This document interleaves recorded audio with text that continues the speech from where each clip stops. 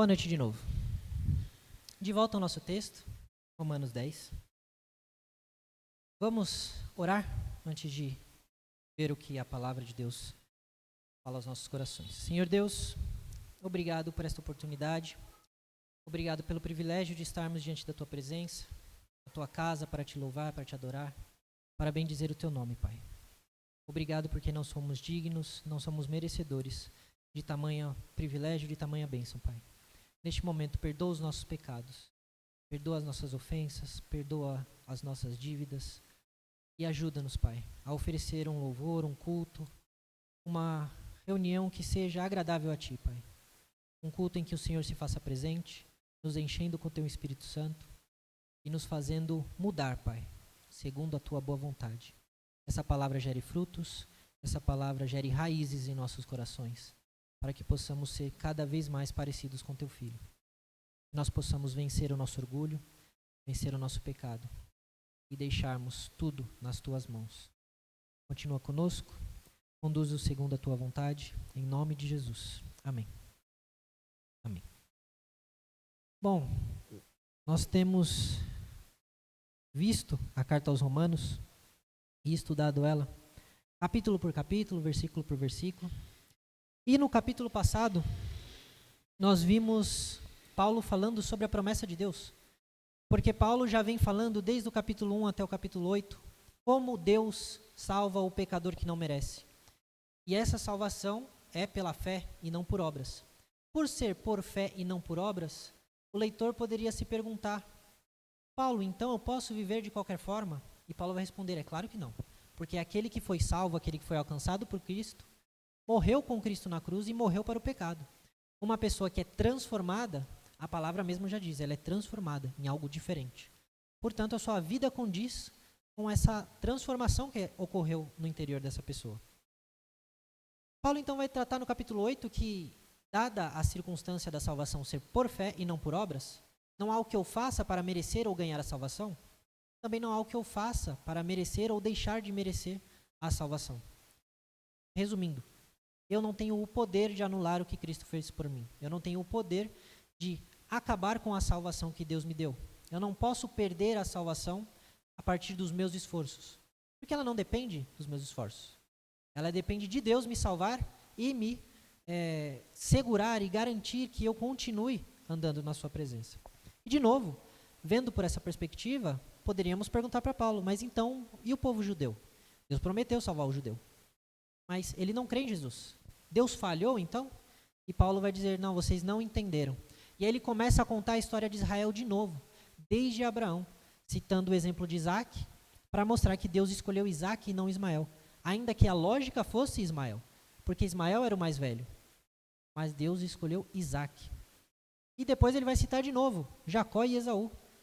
Ora, os dois eram gêmeos, não tinham sequer nascido, ninguém praticou bem ou mal, e Deus escolheu Jacó e não Esaú.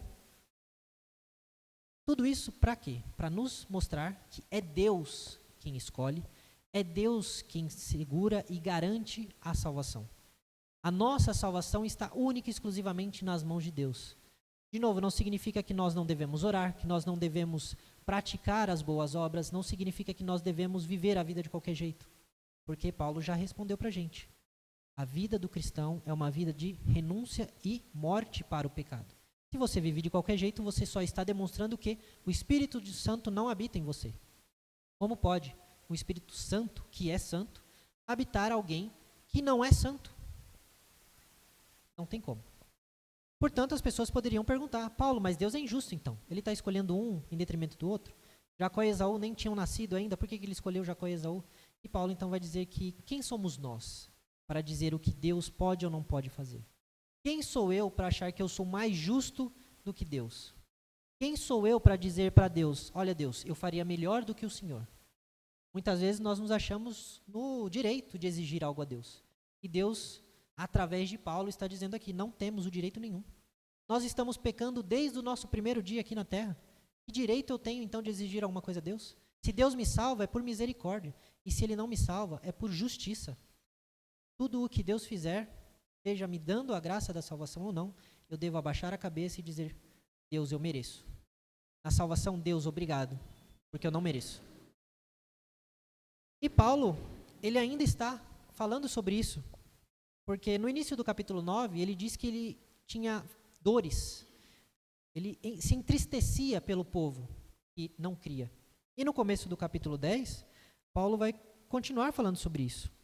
Ele fala do desejo do coração dele de que Deus viesse em favor deles, de que Deus os salvasse. Ele vai falar, o desejo do meu coração, a minha súplica a Deus em favor deles, é para que sejam salvos.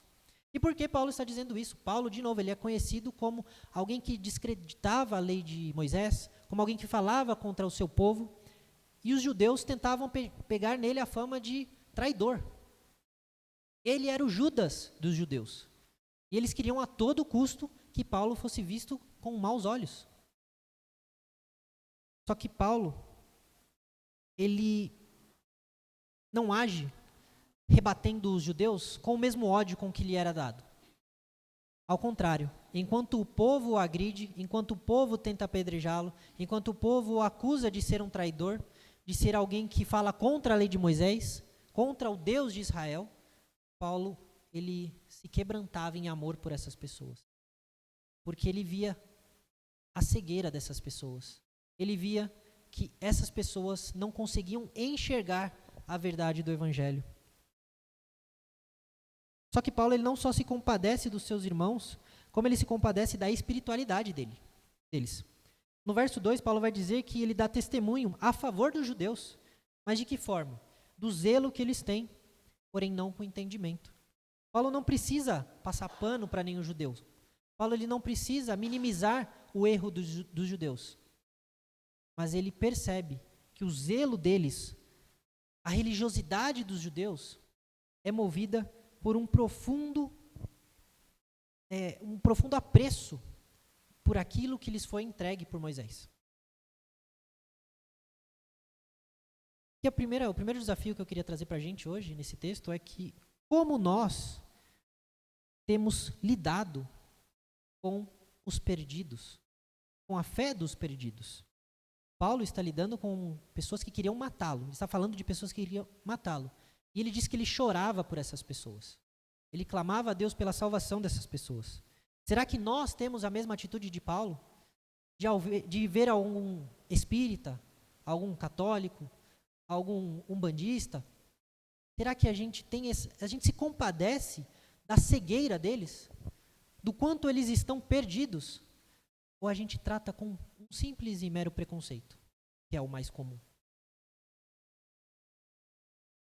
Será que nós desrespeitamos a fé das pessoas?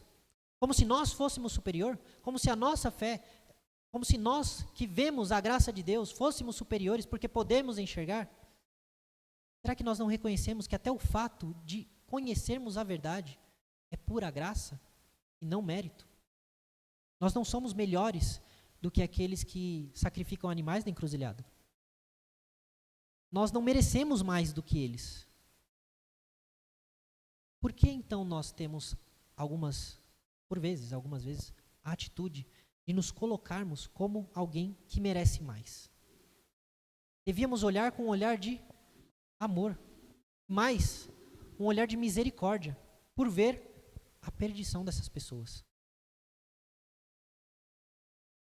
Só que Paulo, ao mesmo tempo que ele reconhece o real zelo dos judeus, a real sinceridade em quererem agradar a Deus, ele não concorda com as atitudes, nem com o culto dos judeus. Porque, como diz o nosso ditado, de sinceridade, o inferno está cheio, né? A sinceridade, ela não basta. Eu posso, com sinceridade, acender uma vela para uma pedra e orar para essa pedra. E essa sinceridade e essa fé não farão com que as minhas orações sejam ouvidas.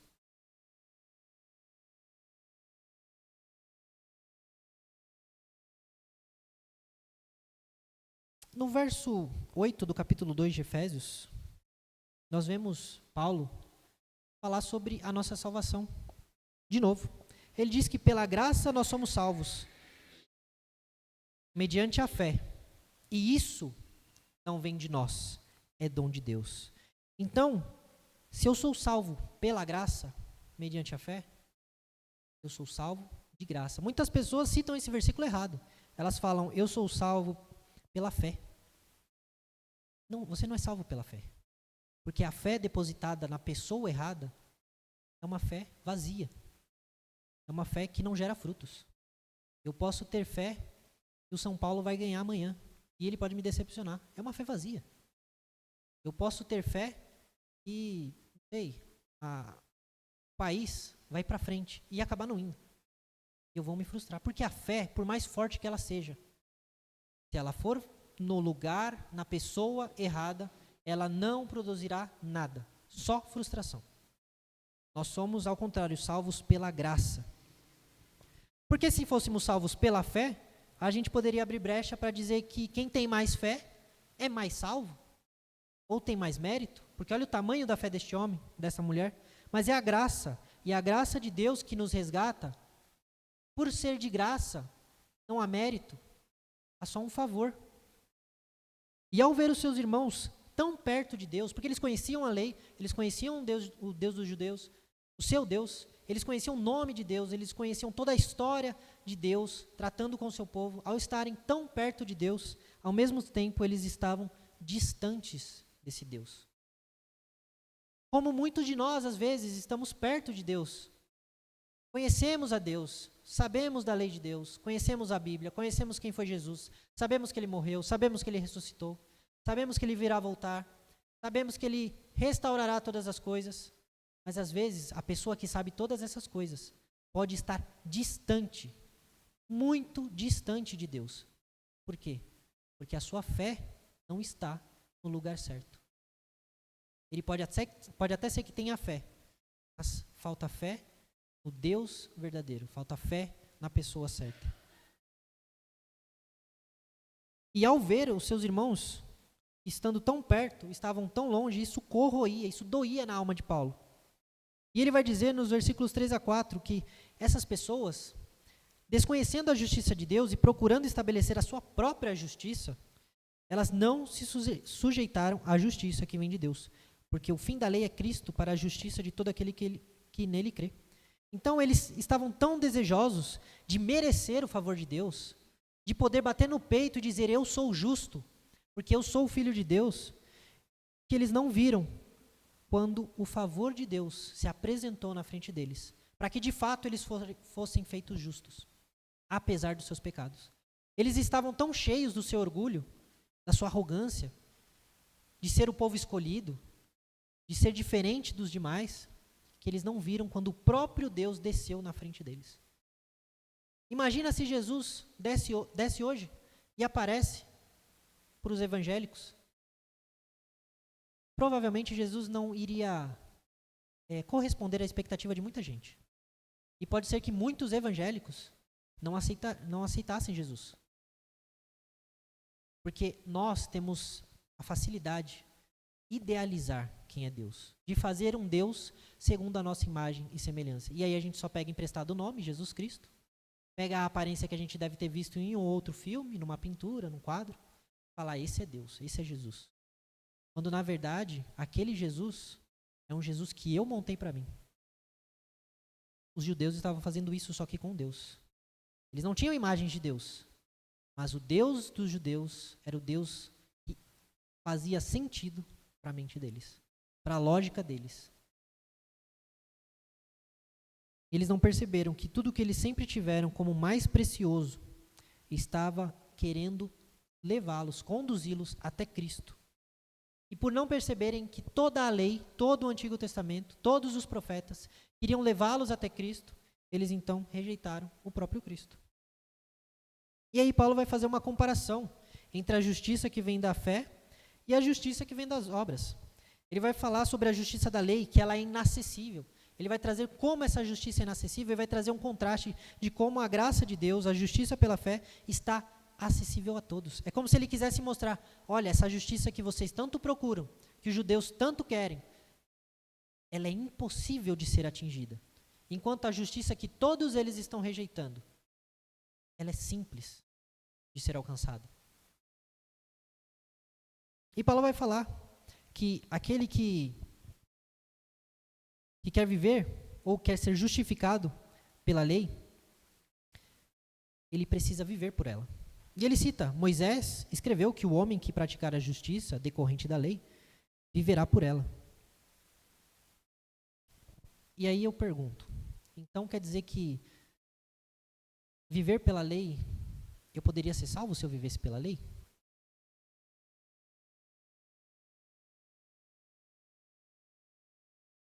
O que será que poderia acontecer? Será que não? Será que se eu cumprisse toda a lei, não pecasse, eu poderia ser salvo? O máximo que eu poderia fazer é não pecar. Mas haveria em mim justiça para entrar no céu? Será? A lei diz que é preciso observar todos os seus mandamentos para poder viver por ela. E eu queria desafiar os irmãos a pensarem no seguinte: é possível, como eu disse, ser salvo pelas obras? Moisés disse que se você cumprisse a lei, você viveria. Mas quem cumpre a lei? Quem é capaz de cumprir a lei? Por que Cristo pôde se oferecer no nosso lugar? Por que Cristo pôde ser o sacrifício? Porque ele cumpriu toda a lei. Porque ele foi justo do começo até o fim da sua vida. Da sua concepção até a sua morte. Jesus não teve sequer uma mancha de pecado. De nenhuma forma. Poderia o justo viver pela lei? A lei diz que sim. Se o justo não descumprir a lei, ele viveria pela lei. Mas quem é que consegue viver pela lei? Percebe o que Paulo está querendo dizer? Essa lei, essa justiça que vocês tanto perseguem, vocês não vão alcançar. Ah, mas eu vou ser salvo se eu for um dizimista fiel. Eu vou ser salvo se eu vier na igreja todos os domingos. Eu vou ser salvo se eu vier nos estudos, se eu participar das atividades. Eu vou ser salvo se eu for nas visitas. Não. Eu vou ser salvo se eu nunca mais mentir, se eu nunca mais pensar em nada errado. Tente, experimente. Veja se consegue. Não consegue. Não tem como. É impossível. A lei veio para mostrar, e nós vimos isso já com Paulo. A lei veio para mostrar o quanto o pecador é pecador. Porque quando eu me deparo com a lei, com a incapacidade de servir e de obedecer essa lei, eu percebo quão miserável homem que eu sou. Porque às vezes a gente pensa, eu sou uma boa pessoa, eu vou para o céu. Isso é muito comum, você pergunta para alguém, sério, você vai para o céu? Eu vou. Por quê? Porque eu sou uma boa pessoa. Então vamos pegar os mandamentos. Não vou nem citar o primeiro, porque se citar o primeiro a gente já para por aí. Mas você cobiça a mulher do próximo? Ou você cobiça o homem do próximo? Jamais. Quer dizer que você nunca olhou desejando alguém? E hoje em dia, a gente, com as redes sociais, às vezes a gente não escolhe, né? Às vezes a gente só está passando o feed das redes sociais e aparece aquela foto. Será mesmo? Você nunca olhou? Você já assassinou alguém? Misericórdia, jamais farei isso. Jesus disse que se você odiar o seu irmão, você é culpado de assassinato. Você já odiou alguém? Já sentiu raiva, rancor de alguém? Aí eu acho que já. Já são 2 pontos da lei que eu não passo. Quem tropeça em um, tropeça em todos. Vamos para os 2 maiores mandamentos? Começar de baixo para cima. Amar o seu próximo como a você mesmo. Será que você ama o seu próximo como a você mesmo? Quando você sente fome, o que você faz? Você vai comer. Quando você sente frio, você se agasalha. Quantas vezes o seu próximo sentiu fome, sentiu frio e você estava lá para agasalhar? Muitas, poucas, algumas? Todas as vezes você fez isso? Quando alguém te ofendeu, você perdoou ou você guardou? Mais um mandamento que é complicado. Mas o primeiro, que junto com esse resume toda a lei. Amará, pois, o Senhor o teu Deus, de todo o teu coração, com todas as suas forças, de todo o teu entendimento, em todo o tempo. Quem disse que nós fazemos isso? Porque se eu peco nos outros mandamentos, então eu não estou amando a Deus acima de todas as coisas, em todo o tempo. Então não tem como eu viver pela lei. Não tem como eu achar que eu vou conseguir ser salvo, ser resgatado, porque eu mereço, porque eu sou bom, porque eu sou justo. E olha só que bonitinho, ele ali de terno e de gravata é difícil ver de gravata, mas ele ali de terno, né, alinhadinho, cabelo na régua. Não, isso aqui é o exterior. Isso aqui pode passar uma imagem completamente errada. Porque quem conhece o meu coração é somente o Senhor. Quem conhece o seu coração é somente o Senhor. E ainda assim, não basta a sinceridade, como nós vimos. Eu preciso verdadeiramente crer e me entregar para Cristo, nas mãos de Cristo. E confiar em e somente em Cristo, não em mim. E é isso que Paulo está dizendo. É impossível, confiando nos seus braços, na sua capacidade de obedecer, na lei, em qualquer coisa que não seja Cristo, você ser justificado. E ele vai trazer o contraste, a justiça da fé. Ele vai falar, essa lei que vocês tanto procuram, vocês não vão conseguir chegar nela, vocês não vão conseguir atingir. Pelo contrário, olha a justiça da fé. Ele vai dizer, não se pergunte no seu coração, quem subirá aos céus? Isto é para trazer Cristo, do alto a Cristo. Porque você não precisa subir aos céus para trazer Cristo. Não é por obras, porque Cristo já desceu. E ele também diz, quem descerá ao abismo? Isto é, para levantar Cristo dentre os mortos? Você não precisa trazer Cristo dentre os mortos, porque ele já ressurgiu. Ele já ressuscitou. E a prova disso é que ele está perto de nós. Ele está perto de ti, na sua boca e no seu coração. E isso é a palavra que nós pregamos. Paulo está dizendo que se você acha que você pode cumprir a lei para ser aceito, então você deveria ser capaz de trazer Cristo do céu e de ressuscitar ele dos mortos. Se você tem a justiça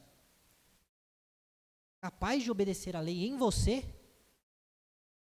então você poderia trazer Cristo do céu ou levantá-lo dos mortos. Poderíamos chamar você de justo.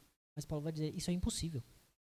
Um ser humano é impossível de trazer Cristo dos céus, como, do mesmo jeito, é impossível para o ser humano levantá-lo dos mortos. Ele quer te mostrar como é impossível. E então ele vai falar o que nós podemos fazer. Porque se você pode se salvar pela lei, você não precisa de Salvador. Porque se você cumpre a lei de Deus perfeitamente, desde que você nasce até o dia da sua morte, concorda comigo que você não teria pecado? Alguém que nunca desobedeceu a lei de Deus, que pecado essa pessoa teria? Nenhum. Só que se você não tem pecados, você não precisa ser salvo. Se você acha que você não precisa ser salvo, você então, é lógico que vai negar Jesus. E é isso que os judeus pensavam. A lei está comigo. Eu cumpro a lei. Foi o que o jovem rico disse. Mestre, tudo isso eu tenho cumprido desde a minha juventude. Jesus deve ter olhado para ele e falado, coitado. Ele acha, né? Quando não. Você precisa, na verdade, de duas coisas que estão muito mais acessíveis do que toda a lei. A primeira, que é confessar com a sua boca. Você precisa dar testemunho. Você precisa não se envergonhar de reconhecer que é de Cristo, que Cristo é seu, que você segue a Ele e que a sua vida é dele.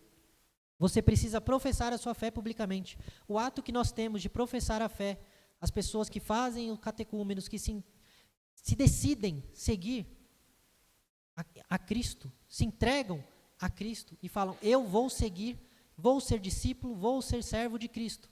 A profissão de fé é para isso. Para que diante das pessoas você declare, olha, a partir de hoje eu tenho um compromisso sério com Jesus. Eu estou, como diz a própria Escritura, numa analogia, casando com Cristo. Estou num relacionamento sério com Cristo.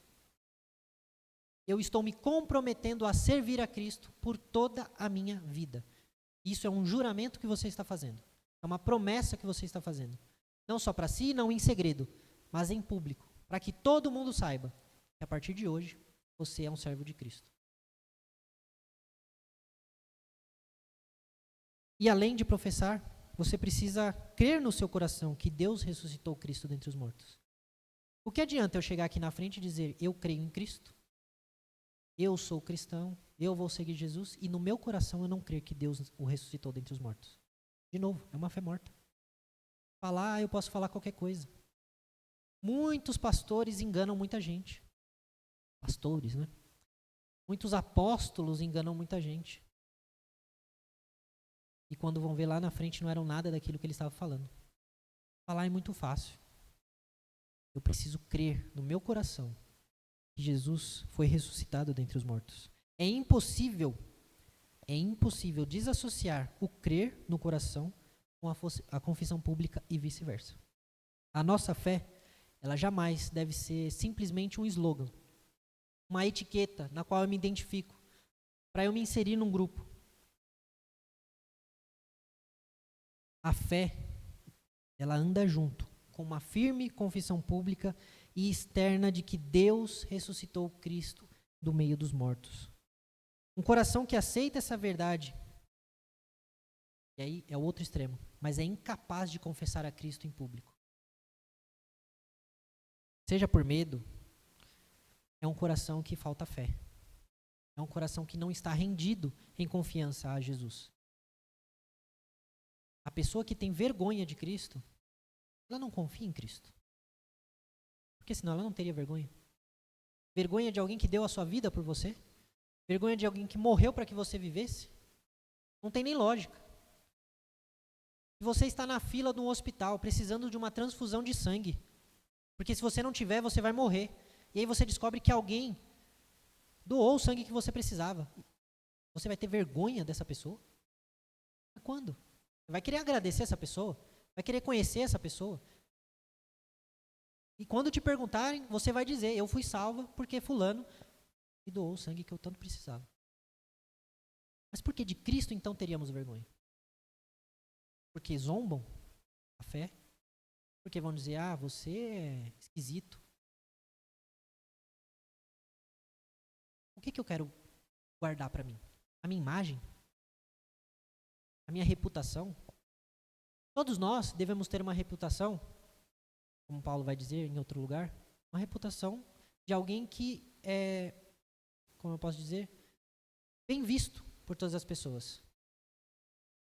Um cristão que tem uma má fama por aí, alguma coisa ele está fazendo de errado.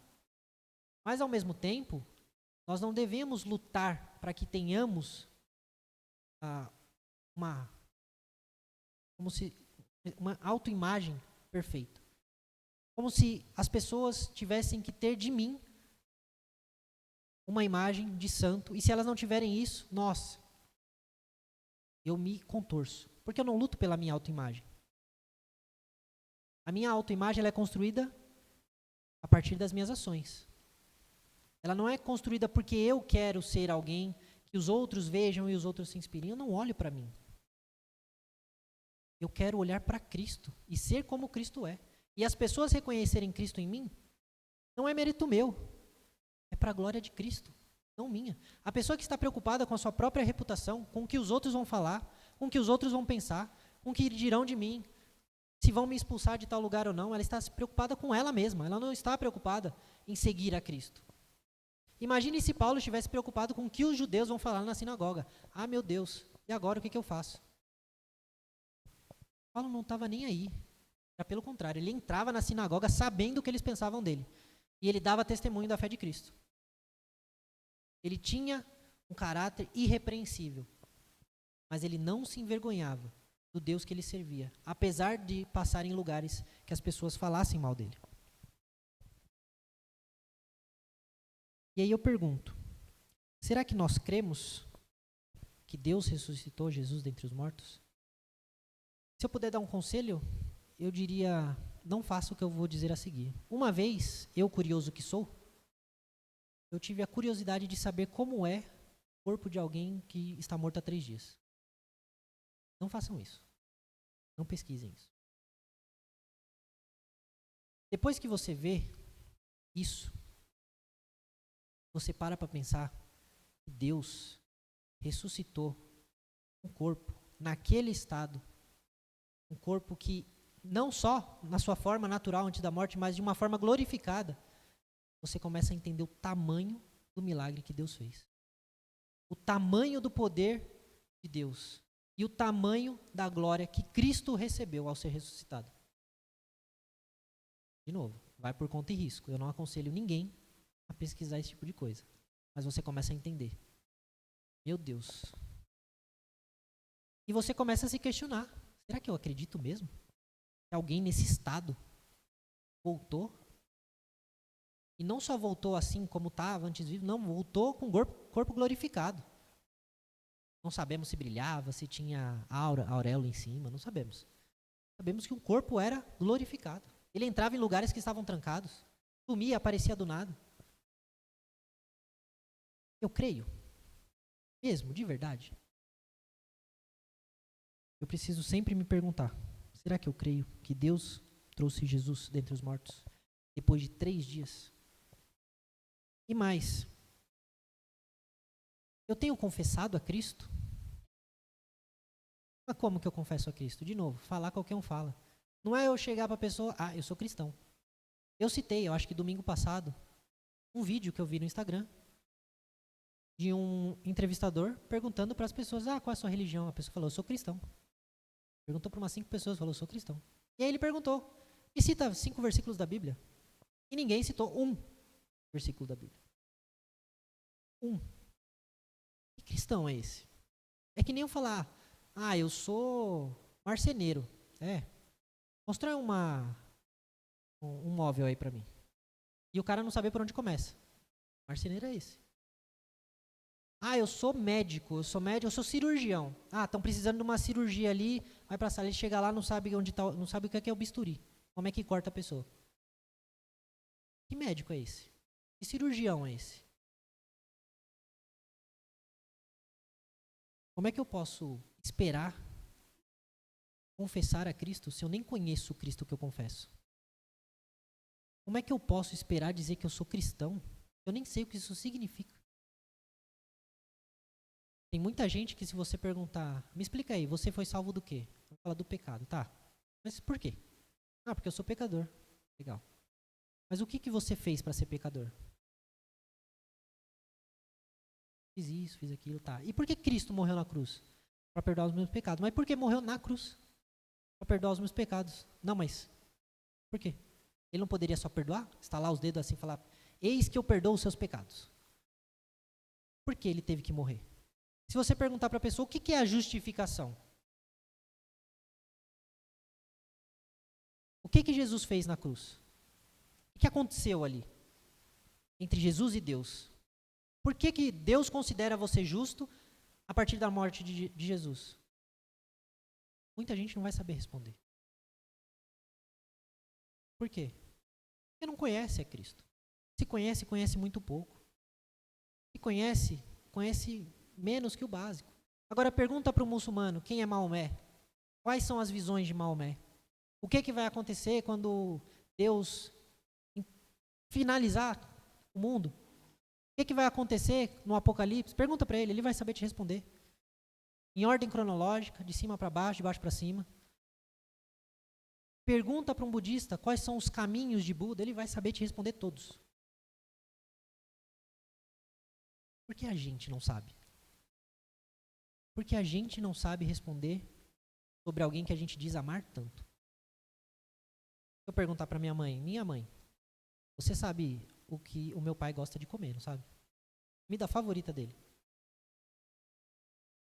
Se eu perguntar para o meu pai, ele vai dizer que sabe, da minha mãe.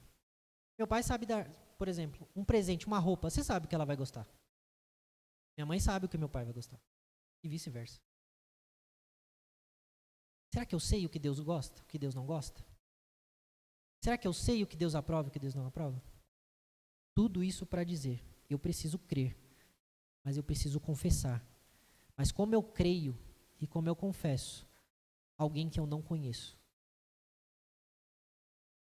Por último, queria trazer algumas aplicações do nosso texto. Primeiro, que o nosso coração deve ser movido pelo verdadeiro amor aos que se perdem. Vamos lembrar do que Paulo disse lá no começo. Ele era perseguido pelos judeus. Em outro texto, ele vai dizer que por 2 ou 3 vezes, não estou lembrado agora. Ele sofreu 39 açoites. Esse povo. Ele foi apedrejado mais de uma vez. Ele só foi preso por Roma por causa dos judeus. E ainda assim, ele amava aquelas pessoas. Em nenhum momento você vê Paulo dizendo que os judeus estão certos, que é isso mesmo, você tem que seguir o exemplo dele. Não. Paulo não passa pano para os judeus. Mas ainda assim, ele se compadecia da situação deles. Ele chorava pelo estado deles. Quantas vezes nós choramos pelo estado dos perdidos? Você olha uma pessoa e você vê, meu Deus, essa pessoa não tem noção do lugar para onde ela está indo se ela não se arrepender. Ela não tem noção. E você, por ter noção, será que você se compadece? Sabe aquele momento onde você vê um vídeo que você sabe que vai acontecer um acidente? Antes do acidente acontecer, você já começa a sentir aquela angústia. Será que eu sinto isso por quem está se perdendo? Por saber aonde essa pessoa está indo? Segunda coisa, não confie apenas na sua sinceridade. A fé verdadeira, ela depende daquele em quem a fé é colocada. Então, a minha fé ser sincera não significa nada. Ela precisa ser sincera, mas isso por si só não basta. Eu preciso depositar a minha fé na pessoa de Cristo. Um lema tão caro para nós, que vem desde a Reforma, somente Cristo. Essa é uma doutrina inegociável. Inegociável. Para mim, tanto faz se Jesus vai voltar antes ou depois da grande tribulação. Para mim, tanto faz, e aqui eu vou ser ousado, hein? Para mim, tanto faz a discussão entre livre-arbítrio ou não. Tanto faz. Cristo é inegociável para mim. Somente a graça é inegociável para mim. Somente a fé é inegociável para mim. Eu preciso entender que eu sou salvo, não porque eu tenho fé, porque aí seria uma recompensa pela fé que eu tenho, mas eu sou salvo por graça, e por graça eu recebo a fé. Por graça eu creio. Então eu sou salvo. Terceiro ponto. Você tem fé em Deus? Ou você tem fé na ideia que você construiu de Deus? Mais de uma vez, eu não sei nem dizer quantas vezes, a minha noção de Deus teve que ser confrontada enquanto eu lia as Escrituras. Mas muitas vezes. Será que quando eu leio a Bíblia, eu só encontro Deus falando ou sendo aquilo que eu espero que Ele seja ou aquilo que eu espero que Ele fale? Será que Deus concorda 100% comigo? Será que Deus devia olhar do seu trono e dizer, nossa, o Caio, que ser humano iluminado, olha. Tudo que ele fala, eu só digo amém. Será que existe tal coisa? Óbvio que não. Às vezes a gente pega, como eu disse, uma imagem de Deus e coloca o nome de Jesus, só para dizer que é o Deus cristão, para falar que não está cometendo idolatria. Na verdade, eu estou criando um ídolo e usando o nome de Deus em vão. Quarto ponto. Você não pode se salvar do inferno e da morte sozinho. Paulo vai bater infinitas vezes nessa tecla. Não tente se salvar pela lei. É impossível. Você só vai se desgastar. Você só vai ter desgosto. Você só vai ter decepção. Não tente se salvar sozinho. Assim como é impossível caminhar para a cruz sem que Deus te dê a força para isso, é impossível você voltar da morte sem que Jesus te ressuscite. Ele disse a Nicodemos, é preciso nascer de novo para entrar no reino dos céus. E como é que eu nasço de novo? Eu tenho poder, por acaso, de nascer de novo? Nicodemos, ele pergunta isso. Será que eu poderia voltar ao ventre da minha mãe para então nascer de novo? É impossível. Mas o Espírito Santo opera isso em nós. Então, quando eu sou salvo com a ajuda de Deus. Nunca tente viver a sua fé pelas suas forças. Você só vai se frustrar. Você só vai se entristecer. Quinto ponto, você tem coragem de bater no peito e assumir a fé em Cristo? Você tem coragem de dizer, para quem perguntar ou quando precisar, eu sou de Cristo? Ou você se esconde? Ou você sente vergonha?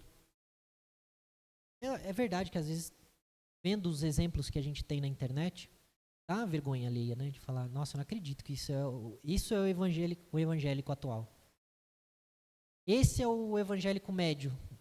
É esse cara que coloca pano ungido em cima da testa para ser abençoado.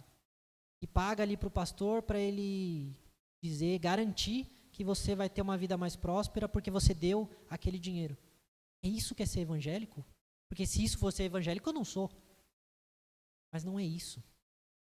De novo, o que é inegociável para nós é Cristo. É a graça, é a fé, é Deus, são as Escrituras. Isso é inegociável.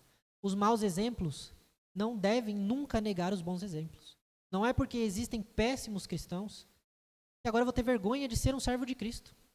Porque eles não podem alterar ou negar ou acabar com o poder de Deus. Paulo disse no capítulo anterior, Deus garantiu que um remanescente fosse salvo, mesmo em meio aos judeus. A igreja ainda existe. A igreja ainda é forte. Ela pode não ser a maioria, mas a igreja ainda está de pé. Eu não tenho que ter vergonha de ser cristão, de ser evangélico, do que quer que seja. Eu vi uma pregação esses dias. Quem quiser procurar, o pregador é muito bom, chama Jonas Madureira. Ele é um pregador batista. E ele disse o seguinte, você está com vergonha de dizer que é evangélico porque está com vergonha do que vão pensar de vocês? Por quê? Por que a sua reputação é tão importante? Por que o que os outros vão pensar de você é tão importante assim? E se os outros acharem que você é o lixo do lixo porque você segue a Cristo? Você vai parar de seguir a Cristo?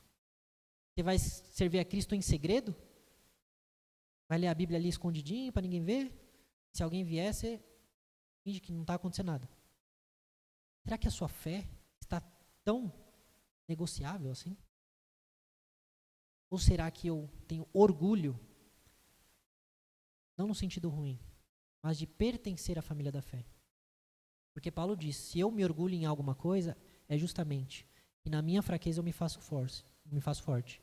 É que em Cristo eu fui salvo. É que em Cristo eu estou seguro. É que eu fui chamado em Cristo. Se há algo para se orgulhar nessa vida, é de que nós somos filhos de Deus. Não para nos sermos maiores do que os outros, não para sermos mais orgulhosos nesse sentido do que os outros, mas ao percebermos a graça, o privilégio que é ser filho de Cristo. Sexto, você crê que Deus ressuscitou Jesus depois de 3 dias? Se pergunte, será que você crê mesmo nisso? Você crê, e todo mundo aqui já deve ter participado de um funeral alguma vez na vida, você crê que Jesus poderia ressuscitar aquela pessoa de volta? E você está aqui presente, vendo o caixão, olhando para o caixão, e a pessoa voltar porque Cristo disse, levanta, como ele fez com Lázaro. A sua fé vai nesse ponto? Ou para você é tipo assim, eu acredito, mas, né? Mais ou menos. E eu não estou dizendo aqui, então, que agora a gente vai passar a ver gente ressuscitando, porque a gente acredita. Mas a gente precisa ter essa fé. A gente precisa acreditar, como quem acredita que o sol virá depois da noite, que o sol vai nascer amanhã. E ao pôr do sol nós veremos o céu escuro e a lua aparecerá. A gente precisa ter essa certeza. E por último, fé e obras. Crer e confessar, eles andam juntos. Porque o primeiro, a fé, sempre vai gerar as obras. É impossível ser humano que tem fé verdadeira em Cristo e se rende a Cristo não produzir boas obras. Elas não vão te salvar, mas elas vão te dizer se você é de fato cristão ou não. Por isso as obras servem para que você se analise, veja o que você tem feito. Será que você, de fato, tem mostrado uma vida de um cristão? Uma vida de alguém arrependido, a vida de alguém que foi alcançado pela graça? E ninguém aqui vai ver perfeição em si mesmo. Mas não ver sinal do Espírito Santo aí já é um sinal de que a coisa não está boa. Então a gente precisa, em todo tempo, perceber que não precisamos buscar Deus em qualquer que seja o mandamento, qualquer que seja a obrigação, mas devemos crer em Cristo, crer em Deus. E ao crermos e nos entregarmos em Cristo, que está tão perto da gente, está tão perto, nós então seremos salvos. Se nós entregarmos a nossa vida, nós confiarmos, nós então seremos salvos. Amém?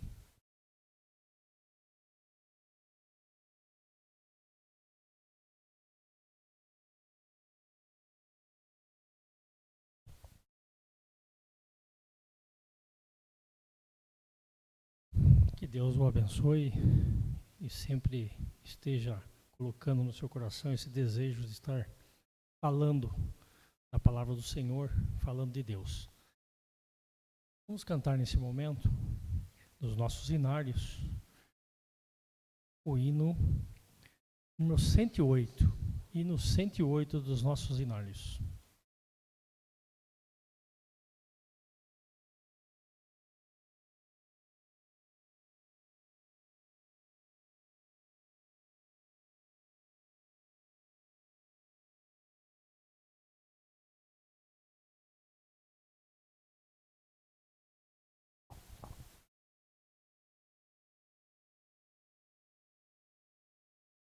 Aqueles que puderem e conseguirem, vamos ficar em pé para louvarmos a Deus neste momento.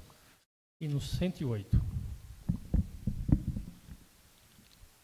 Aflição e paz.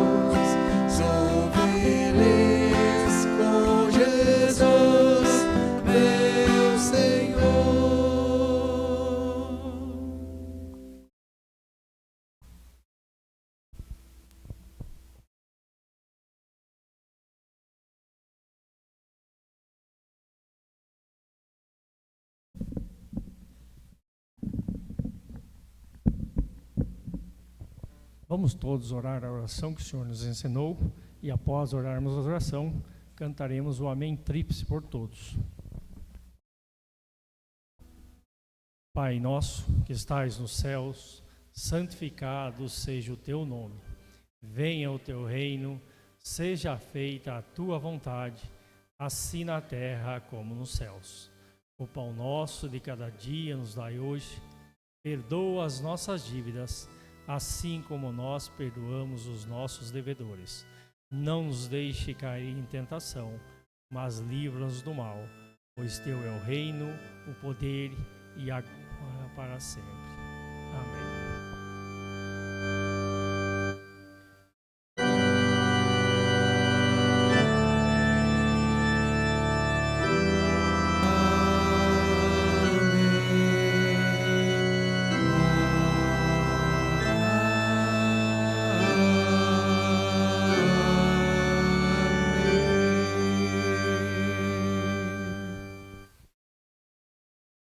Agradecemos a todos os irmãos, a igreja pode se assentar. Agradecemos a todos os irmãos que aqui estão, a toda a família aqui representada, aqueles que nos assistem na live, também agradecemos. Passaremos aos avisos dessa semana, que Deus vos abençoe, tenha uma ótima semana, tenha uma semana abençoada e protegida pelo nosso Senhor Jesus Cristo. Nessa semana temos o privilégio da quarta-feira, estudo bíblico aqui, convidamos a todos, aqueles que nos assistem, também aos irmãos que aqui estão presentes, que se façam presente aqui para os nossos estudos.